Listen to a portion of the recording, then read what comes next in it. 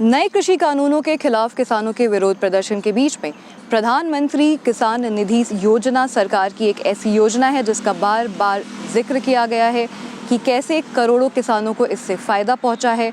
10 करोड़ 74 लाख किसानों को फ़ायदा पहुंचा है। सरकारी आंकड़ों के अनुसार 1,15,000 करोड़ रुपए अभी तक वितरित किए जा चुके हैं।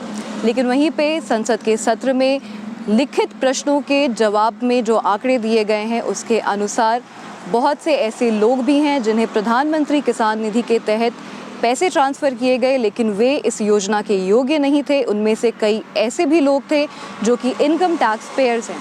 सरकार के द्वारा जो आंकड़े दिए गए हैं उसके हिसाब से 2,326 करोड़ रुपए ऐसे ट्रांसफ़र किए गए हैं जो कि उन लोगों के खातों में गए हैं जो इस योजना के योग्य नहीं थे।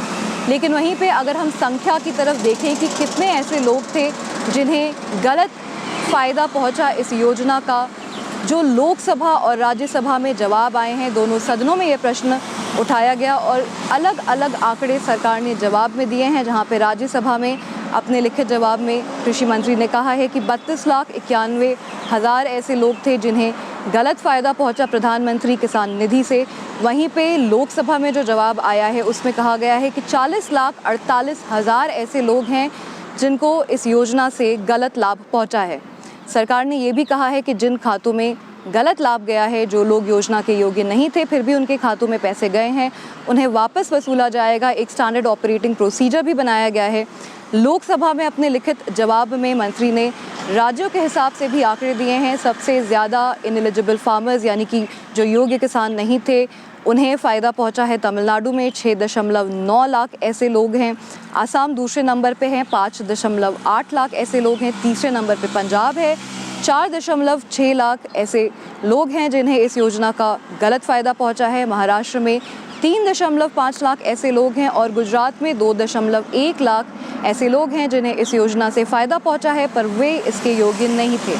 प्रधानमंत्री किसान निधि जो योजना है उसके तहत लक्ष्य था 14.5 करोड़ किसानों को लाभ पहुंचाने का। अभी तक सिर्फ 10 करोड़ से कुछ ज़्यादा 10 करोड़ 74 लाख के लगभग किसानों को फ़ायदा पहुंचा है।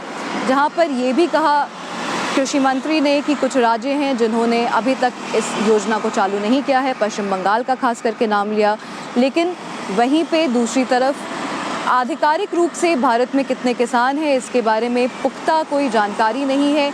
जो अंदाज़ा लगाया गया है 14.5 करोड़ किसानों का इस योजना के लिए, वो 2015-16 का एग्रीकल्चर सेंसस था जिसमें लैंड होल्डिंग्स के बारे में कहा गया था। उसके हिसाब से यह आंकड़ा लगाया गया है और अब क्योंकि इस तरह की डिस्क्रिपेंसीज आ रही थी इस योजना में, तो सरकार ने एक नई नीति भी बनाई है कि जिन लोगों के नाम पे ज़मीन होगी सिर्फ उन्हीं को अब से इस योजना का लाभ मिलेगा। जहां पे चेक्स एंड बैलेंसेस के रूप में ये एक नया कदम उठाया गया है। वहीं पे एक और सच्चाई ये भी है कि बड़ी संख्या में ऐसे किसान होते हैं जिनकी पैतृक ज़मीन होती है, अपने नाम पे उनकी ज़मीन नहीं होती है। ऐसे में एक ये भी खतरा है कि बहुत सारे लोग इस योजना के बाहर हो जाएंगे। अंजलि ओझा, गो न्यूज़।